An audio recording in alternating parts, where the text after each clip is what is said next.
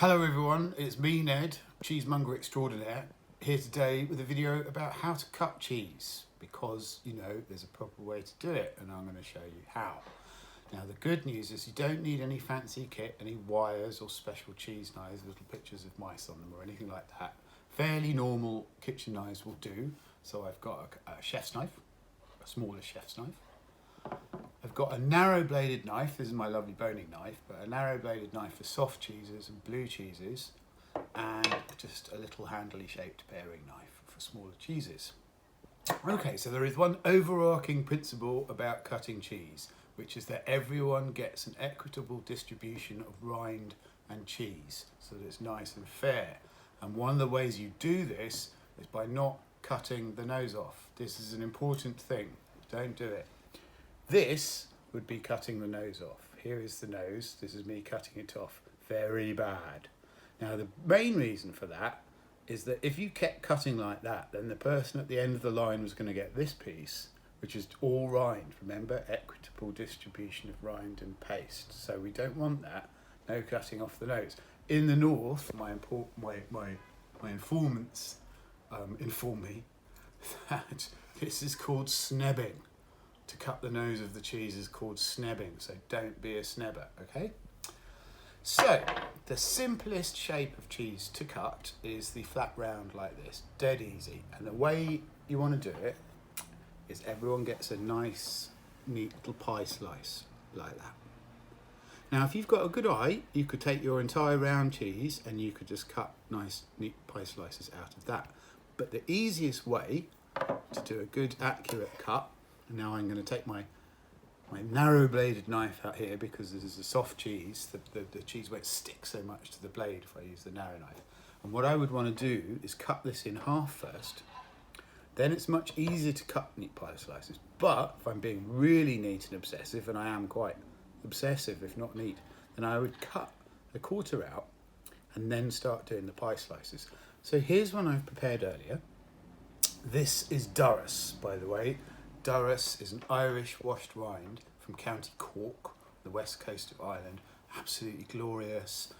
It's quite pungent, a little bit smoky, got a lovely creamy texture, absolutely gorgeous cheese. So here we are, we've got our nice neat quarter, and I'm going to go all the way to the nose, and I'm going to cut a nice, neat, I said neat, thank you, pie slice.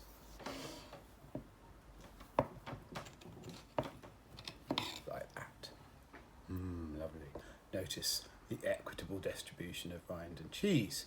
By the way, I should say that although yes, cheeses have been harmed in this video, it's all right because I'm going to eat them all when we're done, so don't worry about that. So that was a nice, simple way to cut a flat, round cheese. And we'll put this cheese to one side.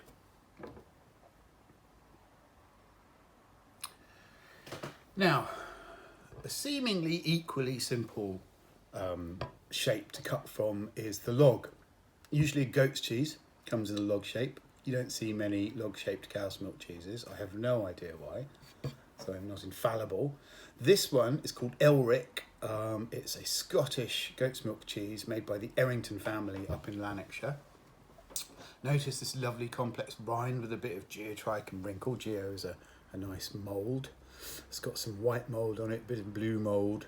All that lovely sort of multicultural mould going on gives it a lovely complex flavour. Not all that goaty, this cheese. If you're not a massive goat fancier, this is one to try. It's quite restrained in the old goat thing. Now I'm going to cut these slices off, but because I'm not a wasteful human being and I like to eat all the cheese I possibly can, instead of just cutting one piece of rind off and then leaving that for the mice or something, I'm just going to cut a fatter bit off first. And then I'll cut this into a few pieces. You see how I'm doing little triangles like this? So you still get a fairly fair distribution of rind and paste on these 3 pieces, and I get to eat 3 pieces, in fact 4. But, and quite obviously, once we've done that, we can just cut nice disc shapes from this. So there we go, logs are easy, right? Nice with a bit of honey, that cheese. Glass of the light red wine, that'd be smashing. Now, a more seemingly difficult shape, the pyramid. This is a gorgeous goat's cheese called Cinnaden Hill, made by Fraser and by Norton and Yarrow in Buckinghamshire, I think.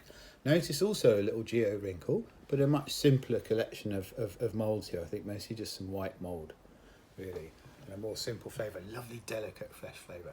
So pyramids are quite hard to cut, but before actually I tell you how to cut this, I'm going to tell you one of my favourite cheese stories because it amuses me. In France, we are told, the reason for the truncated flat-topped pyramid thing is that these used to be pointy until Napoleon lost in Egypt and got kicked out of Egypt by the British Army. And he didn't like seeing pyramids because they reminded him of Egypt. So all the cheesemongers went around cutting the tops off the pyramids. So this is a lovely story. But the thing about cheeses is they're made in little moulds, you know, and the moulds for this, little pyramids, and you try balancing 50 pointy shaped moulds on a draining board, wouldn't work. So they've always had flat tops. The story about Napoleon is sadly bobbins. Anyway, back to cutting cheese. So the way I would... There's a couple of ways you could do this, and I'm going to go for the diagonal because I think it's more elegant. So again, I'm going to start by cutting the whole cheese in half. Like that. And then I'm going to cut... Oopsie. So let's just look at this. Look, isn't that gorgeous? So the pure snowy white is a sign that it's goat's cheese. Cow's milk cheese, being more creamy, rich yellow, snowy white, goat's cheese. Lovely uniform texture, really excellent cheese making. And then I'll keep doing these diagonals because they're just nice and easy to cut into kind of equal slices. So there we go. These are more equitably distributed pieces of rind. Now, perhaps one of your friends doesn't want that big a piece of goat's cheese. Personally, I could knock that off in seconds, but you could always just then cut it in half. So each person has still got the same kind of distribution of rind and paste. Nice and fair, nice and neat. So pyramids in half across the diagonal, half again across the diagonal, keep doing those diagonal cuts, nice and neat pieces.